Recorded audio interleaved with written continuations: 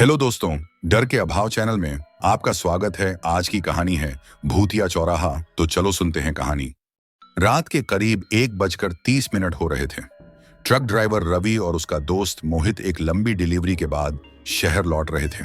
उनका ट्रक एक सुनसान हाईवे से गुजर रहा था, जिसके चारों तरफ घना जंगल था। इस रास्ते को लोग भूतिया चौराहा कहते थे, क्योंकि कई सालों से यहाँ अजीबोगरीब घटनाएं होती आ रही थीं। रवि एक अनुभवी ट्रक ड्राइवर था और उसने कई बार इस रास्ते से सफर किया था, लेकिन मोहित पहली बार इस हाईवे से गुजर रहा था। उसने रवि से पूछा, भाई, ये जो लोग कहते हैं कि यहाँ अजीब चीजें होती हैं, वो सब सच है क्या? रवि ने हल्की हंसी में कहा, अरे कुछ नहीं भाई, लोग ज्यादा सोचते हैं और फिर डर जाते हैं। लेकिन रवि खुद जानता था कि इस रास्ते पर कई हादसे हुए हैं और कई ड्राइवर यहाँ से गुजरने के बाद या तो पागल हो गए या फिर कभी लौटे ही नहीं। ट्रक हाईवे पर अपनी रफ्तार से बढ़ रहा था। दूर दूर तक कोई वाहन नहीं था, बस अंधेरा और घना जंगल। अचानक ट्रक के सामने एक सफेद साड़ी पहने औरत आ गई। रवि ने तेजी से ब्रेक लगाया और ट्रक की स्टीयरिंग घुमा दी। ट्रक घिसटता हुआ रुक गया। अबे ये क्या था? मोहित ने घबरा कर कहा। रवि ने कांपते हुए जवाब दिया, पता नहीं, पर वो औरत कहाँ गई? दोनों ने बाहर देखा, लेकिन वहां कोई नहीं था। सड़क बिल्कुल खाली थी, मानो वहां कोई खड़ा ही नहीं था। भाई, मुझे कुछ सही नहीं लग रहा। मोहित के चेहरे पर डर साफ दिख रहा था। रवि ने ट्रक को फिर से स्टार्ट किया और वहां से निकलने लगा, लेकिन तभी पीछे ट्रक में किसी के चढ़ने की आवाज आई। मोहित ने पीछे मुड़कर देखा, लेकिन कुछ नहीं था। लेकिन फिर ट्रक के शीशे पर किसी ने अंदर से जोर का थप्पड़ मारा। भाई, कोई अंदर कैसे आ सकता है? मोहित चिल्लाया। रवि ने तुरंत ट्रक रोका और दोनों बाहर कूद गए। उन्होंने ट्रक के पीछे का गेट खोला, लेकिन वहां कुछ भी नहीं था, बस खाली हवा और अजीब सी बदबू। अब वे भूतिया चौराहे के करीब पहुंच चुके थे। अचानक ट्रक का इंजन बंद हो गया।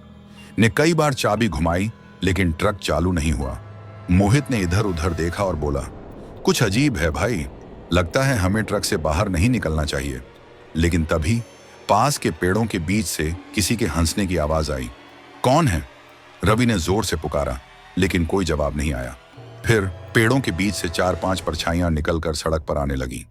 वे इंसानों की तरह दिखती थीं, लेकिन उनके चेहरे काले थे और आंखें जल रही थीं। मोहित का शरीर डर के मारे सुन्न हो गया। उसने धीमी आवाज में कहा, भाई, हमें यहां से भागना होगा, ये कुछ सही नहीं है। लेकिन रवि के हाथ स्टीयरिंग पर जमे रह गए। उन परछाइयों में से एक अब ट्रक के ठीक सामने खड़ी थी। वह धीरे धीरे आगे बढ़ी और ट्रक के बोनट पर चढ़ गई।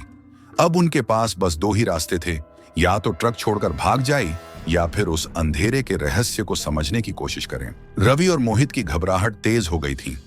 ट्रक के सामने खड़ी परछाई अब पूरी तरह से आकार ले चुकी थी। उसकी आंखें कोयले की तरह जल रही थीं और उसके शरीर से घना काला धुआं उठ रहा था। रवि ने हिम्मत जुटाकर ट्रक स्टार्ट करने की कोशिश की, लेकिन इंजन ने कोई प्रतिक्रिया नहीं दी। मोहित ने धीरे से कहा, भाई, ये कुछ और ही है, हमें यहां से निकलना होगा। पर भागें कैसे? रवि ने पसीने से भीगते हुए कहा, ट्रक छोड़कर दौड़ लगाते हैं। मोहित ने सुझाव दिया। जैसे ही दोनों ट्रक से बाहर निकले, उन्हें एहसास हुआ कि हवा ठंडी और भारी हो गई थी। उनके चारों ओर खौफनाक सन्नाटा था। उन्होंने ट्रक को छोड़कर सड़क पर दौड़ लगाई, पर तभी पीछे से किसी के तेजी से भागने की आवाज आने लगी। मोहित ने पीछे मुड़कर देखा और उसकी चीख निकल गई। वह परछाई अब जमीन से ऊपर हवा में तैर रही थी और उसकी लंबाई बढ़ती जा रही थी।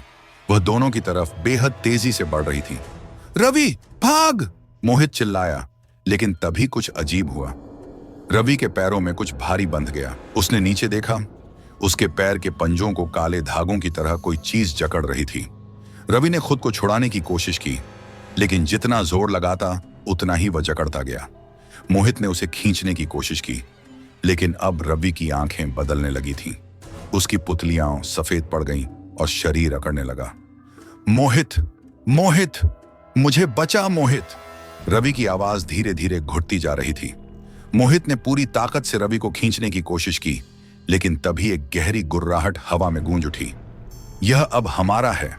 एक और परछाई घने अंधेरे से निकली और रवि के चेहरे के पास आ गई। मोहित चिल्लाया, लेकिन अगले ही पल रवि जमीन के नीचे ढंसने लगा, जैसे कि कोई उसे खींच रहा हो।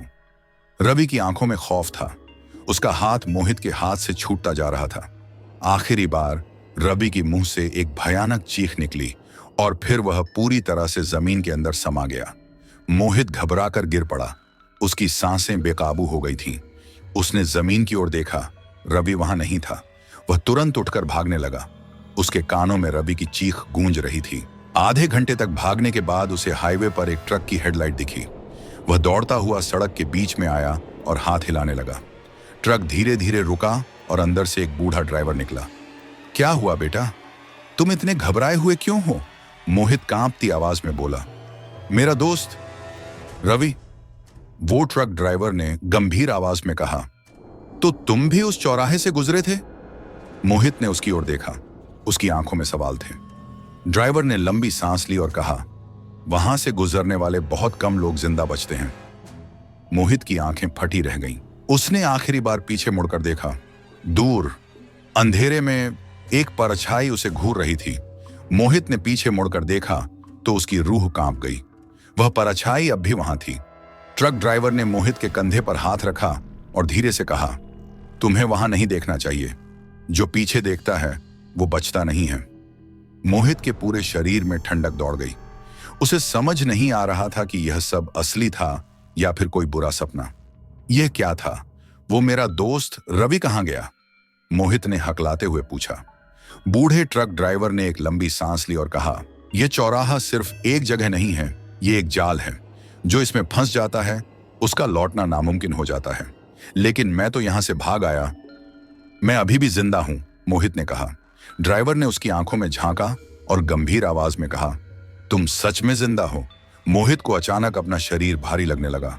उसे अपने हाथ ठंडे महसूस होने लगे। उसने अपने सीने पर हाथ रखा। उसका दिल नहीं धड़क रहा था। मोहित की आंखें चौड़ी हो गईं। वह कांपते हुए बोला, नहीं नहीं, ये नहीं हो सकता। मैं जिंदा हूं। मैं यहां खड़ा हूं। बूढ़े ड्राइवर ने सिर झुका लिया और धीरे से कहा, कई बार आत्माएं ये समझ ही नहीं पाती कि वे मर चुकी हैं। मोहित को अचानक याद आया कि जब वह भाग रहा था तब उसकी सांसें तेज हो रही थीं, लेकिन उसे कभी थकान महसूस नहीं हुई। और जब उसने ट्रक को हाथ दिया तब भी उसे अपने शरीर में कोई भारीपन महसूस नहीं हुआ। उसके हाथ कांपने लगे। नहीं, मैं जिंदा हूं। रवि तो मर गया लेकिन मैं बच गया, मोहित चिल्लाया। ड्राइवर ने उसकी तरफ देखा और कहा, इस चौराहे से कोई जिंदा नहीं निकलता बेटे। मोहित ने अचानक ट्रक के शीशे में झांका। वहां उसकी कोई परछाई नहीं थी। नहीं, वह जोर से चीखा, लेकिन उसकी आवाज अब धीमी होती जा रही थी। ट्रक ड्राइवर ने एक लंबी सांस ली और ट्रक में बैठ गया। मोहित अभी भी वहीं खड़ा था, लेकिन अब उसके शरीर में कोई हलचल नहीं थी। जैसे ही ट्रक आगे बढ़ा, मोहित ने अपनी आंखों के सामने भूतिया चौराहे को फिर से बनते देखा। अब वह खुद भी उसी चौराहे का हिस्सा बन चुका था। अब मोहित भी उन परछाइयों में से एक बन चुका था जो इस भूतिया चौराहे पर भटक रही थी। तो दोस्तों, आपको यह कहानी कैसी लगी? अच्छी लगी तो लाइक करें, चैनल को सब्सक्राइब करें और हाँ, कमेंट करके जरूर बताएं आपको यह कहानी कैसी लगी।